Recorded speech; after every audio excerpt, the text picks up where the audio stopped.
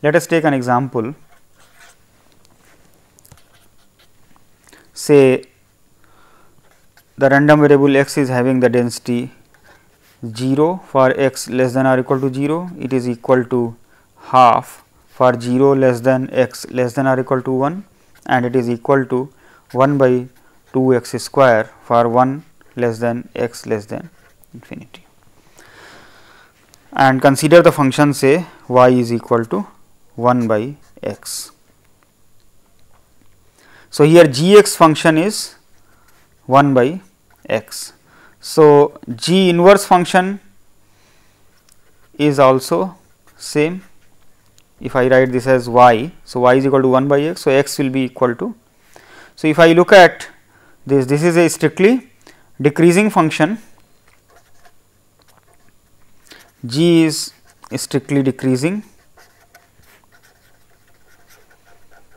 and g inverse is also strictly decreasing. So, d by dy of g inverse y is equal to minus 1 by y square.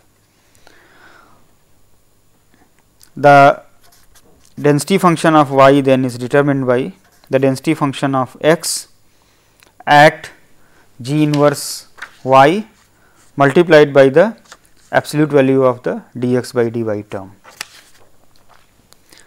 Now, here it is 0, so it will remain 0. Whenever x is less than or equal to 0, 1 by x is also less than or equal to 0. So, when it is half, this remains half multiplied by 1 by y square. Now, the range 0 less than x less than 1 is translated to y is greater than or equal to 1, and in the third region it is y square by 2 multiplied by 1 by y square.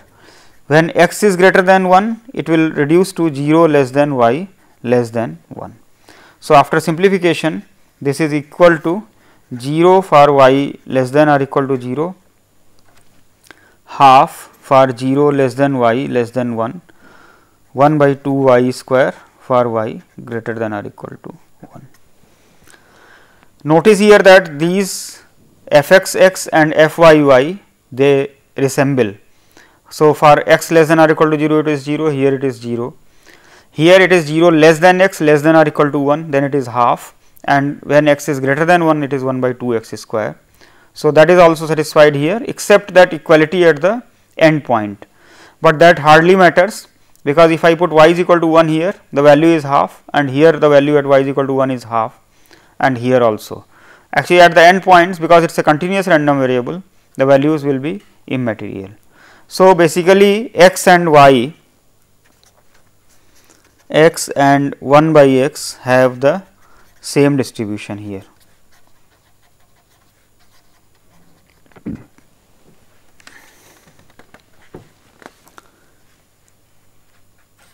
So, let us look at another example. Say x follows uniform 0 1, and we define random variable u is equal to x divided by 1 plus x. Now, again you can see here that this is a 1 to 1 function. In fact, if u is equal to x by 1 plus x, then the inverse function x is equal to u by 1 minus u. Let us look at the derivative dx by du, that is equal to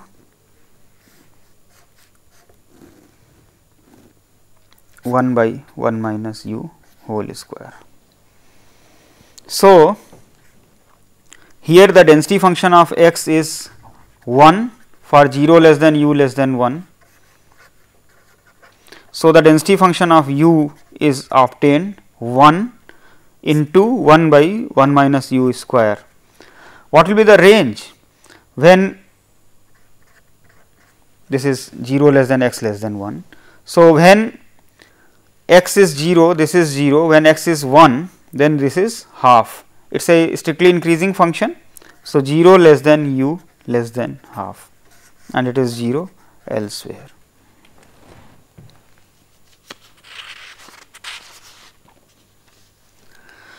Many times the function Gx may not be a one-to-one function, it may be a many one function.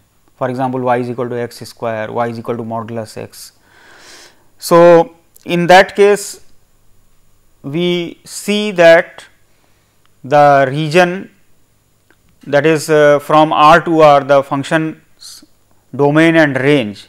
So, what we do, we look at the inverse image for a given y, and so if there are two inverse images, then we split the region, that is the domain of x, into two disjoint regions such that both of them match map G from each part of the domain to the full range. For example, you consider y is equal to x square. Now, from minus infinity to infinity, this maps to 0 to infinity. Now, for a given y which is positive, I have two inverse images, minus square root y and plus square root y. So, if I consider two portions of the domain, that is minus infinity to 0 and 0 to infinity, both are mapped by this mapping to 0 to infinity. So, the idea here is that in each domain, each part of the domain, the function will be one to one. That is, if we are considering only one inverse image, say root y or minus of root y, then the function is either increasing or decreasing. We calculate the density in each region separately and add. This gives the density function of the continuous random variable in case the function y is equal to g x is a many valued function. So, let us look at the result here.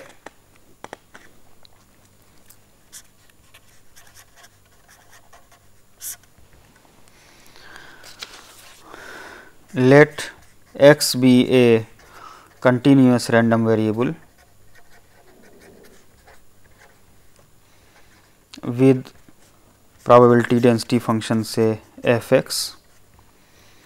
Let y is equal to g x be a differentiable function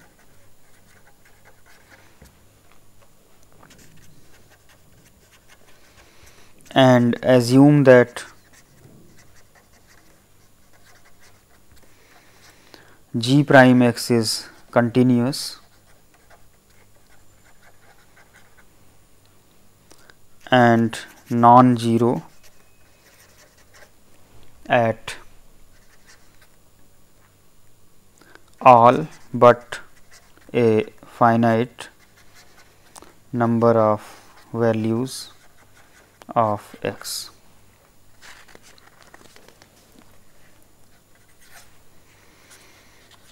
Then for every real number y, there exists a positive integer n is equal to, say, n y, and real inverses, say x 1 y, x 2 y, x n y, such that g of x k y is equal to y and g prime of x k y is not 0 for k equal to 1 2 up to n y, or there does not exist any x such that g x is equal to y, g prime x is not 0, in which case we write n y is equal to 0. Then y is a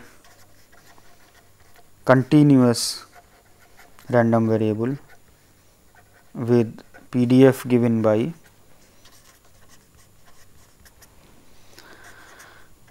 sigma f of x k y g prime x k y inverse k equal to 1 to n. This is if n is greater than 0, n means n y, and it is equal to 0 if n is 0. So, the idea is that we consider n separate regions of the domain such that each region maps to the range of G.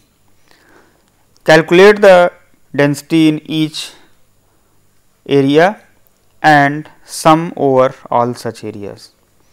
That gives the density function of y. So, let us look at application of this. I am skipping the proof of this theorem. Let x follow say uniform distribution on -1 to 1. So, the density function is half for -1 less than or equal to x less than or equal to 1, it is 0. Consider the function say y is equal to modulus x. So, here for a given y we have g1 of y is equal to minus y and g2 y is equal to plus y. So, two inverse images for a given y is there.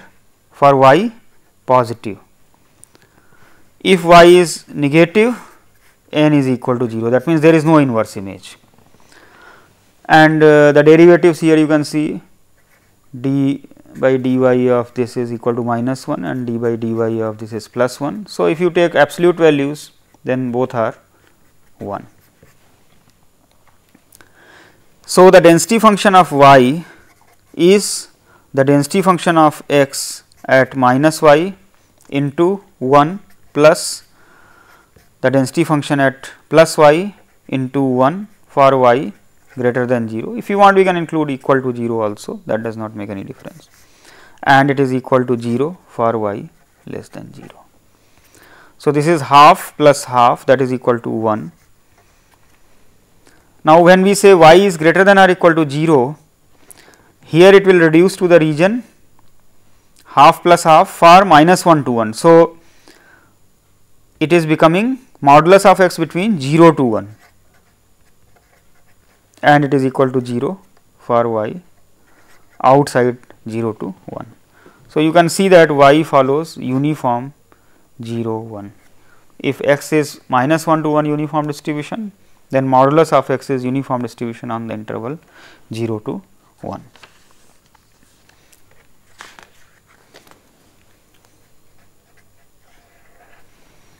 Let us consider say x follows normal 0 1 distribution. So, the density function is 1 by root 2 pi e to the power minus x square by 2. Consider the function say y is equal to x square. So, now for a given y which is non-negative, we have two inverse images, that is g1 of y is equal to minus root y and plus root y. So, if I look at the derivatives, that will be minus 1 by 2 root y or plus 1 by 2 root y. So, if I take absolute value, it is reducing to 1 by 2 root y. For y less than 0, there is no inverse image. So, the density function of y is the density function at x is equal to minus root y multiplied by 1 by 2 root y plus the density function at plus root y multiplied by .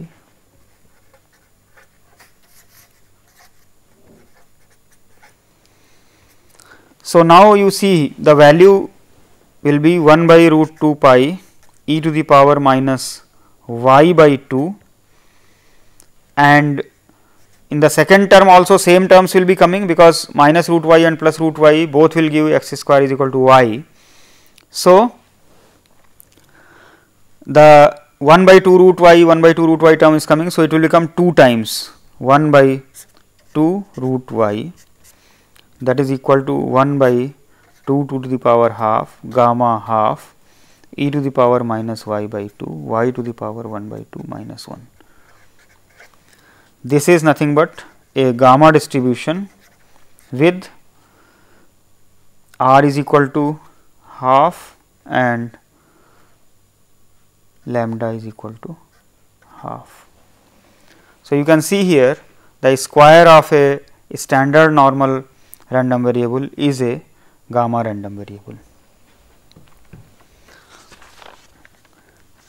Now, sometimes it may happen that in place of finite number of inverse images, we have infinite number of inverse images. That may happen in cases such as periodic functions which are trigonometric functions such as sine function or cos function, etc. So, the theorem can be extended here. In place of a finite number of inverses, we have infinite number of inverses. So, we again split the domain into infinite number of distinct regions such that each of them is mapping to the full range of G. Calculate the density in each region by the same formula, that is f x of G inverse y multiplied by the absolute value of d by dy of G inverse y, and add in all the regions. Let us take one example here. Say f x is theta e to the power minus theta x for x greater than 0. That means, it is a exponential distribution with parameter theta. Consider y is equal to say sine of x. So, we consider sine inverse y to be principal value.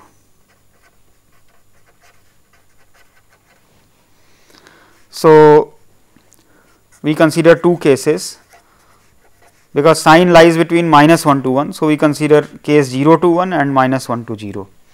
So, if we take 0 to 1, then probability that sine x is less than or equal to y can be expressed as probability of 0 less than x less than or equal to sine inverse of y, where sine inverse is the principal value, plus probability of 2 n minus 1 pi minus sine inverse y less than or equal to x less than or equal to 2 n pi plus sine inverse y, n is equal to 1 to infinity.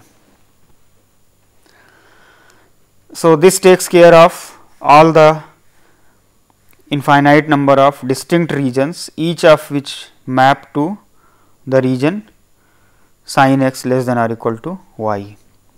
So, now this probability, using the exponential density function, probability of x lying between 0 to sine inverse y is 1 minus e to the power minus theta sine inverse y plus summation n is equal to 1 to infinity e to the power minus theta 2 n minus 1 pi minus sine inverse y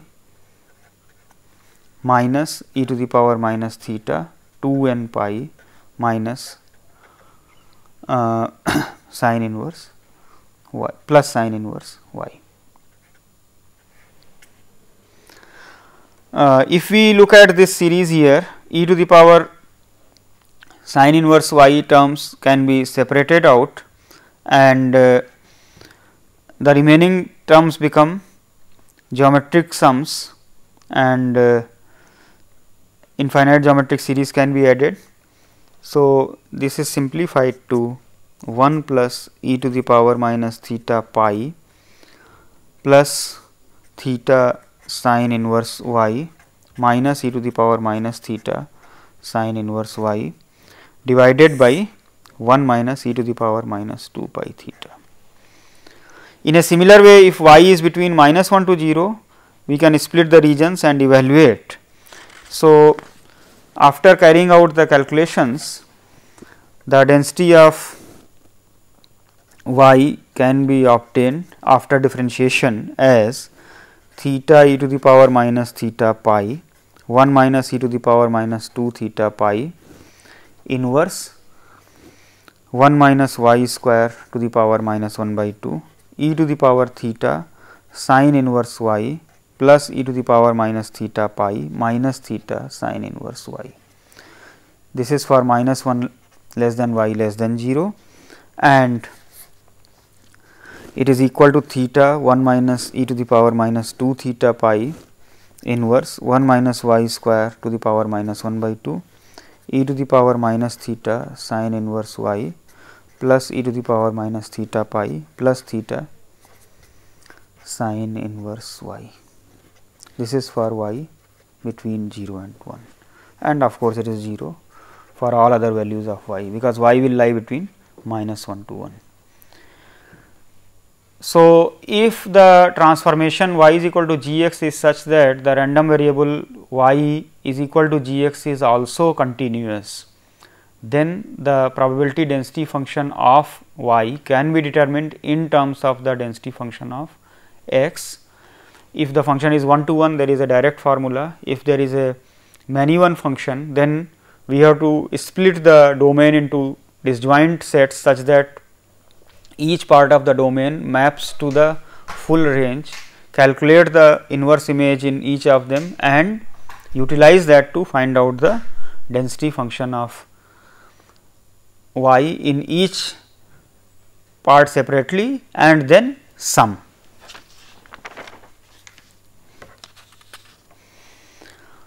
There is one important result here which connects all the continuous distributions, which is known as the probability integral transform. This basically says that if x is a continuous random variable with CDF capital F, if we define say u is equal to f of x, then u is distributed on the uniform interval 0 to 1. So, this is known as probability integral transform. The converse of this result is also true, that is, if u is uniform 0 1 and f is an absolutely continuous CDF, then x is equal to f inverse of u has CDF f x, basically f here. Now, this is a very crucial result. First thing is that it connects all the continuous random variables. So, if y 1 is a continuous random variable with some CDF f 1, y 2 is a continuous random variable with some CDF, then there exists a function g such that y 2 is equal to say g of y 1 and the distribution of y 2 will be given by this. So, basically what we can do is that we can consider f 1 of y 1, that is say u, and then we consider f 2 inverse of u, then that will be this. So, basically f 2 inverse of f 1 y 1 is equal to y 2. In the modern age of simulations, this result is quite useful. So, in some practical problem we may be interested to generate the values of a random variable which is having say exponential distribution. So, we will use a pseudo random number generator to generate numbers uniformly between 1 to say some n, and then we can consider division by n to make it a uniform random variable between the values of the uniform random variable on the interval 0 to 1. Now, if we are having the exponential distribution, so the CDF of that is known, that is capital F is known. So, we take f inverse of that. So, suppose I consider f x is equal to 1 minus e to the power minus lambda x. So, if y is equal to 1 minus e to the power minus lambda x, the inverse function can be obtained. So, minus lambda x is equal to log of 1 minus y. So, x is equal to minus 1 by lambda log of 1 minus y. So, if y's are the uniform random variables on 0 to 1, then if we consider log of 1 minus y and minus 1 by lambda, then xi's will be exponential distributed random variables with parameter lambda. So, these transformations play extremely important role in the simulation of random variables, because we can use some pseudo random number generator to generate uniformly distributed random values, and now for any other distribution we make use of the transformations. So, especially the probability integral transform is extremely useful in this, and also we have the relationships between various other continuous distributions. So, the discussion on the distribution of the function random variables is quite important in this sense, that to simulate the values of various random variables we make use of these transformations. So, now we will proceed to the jointly distributed random variables in the next lecture.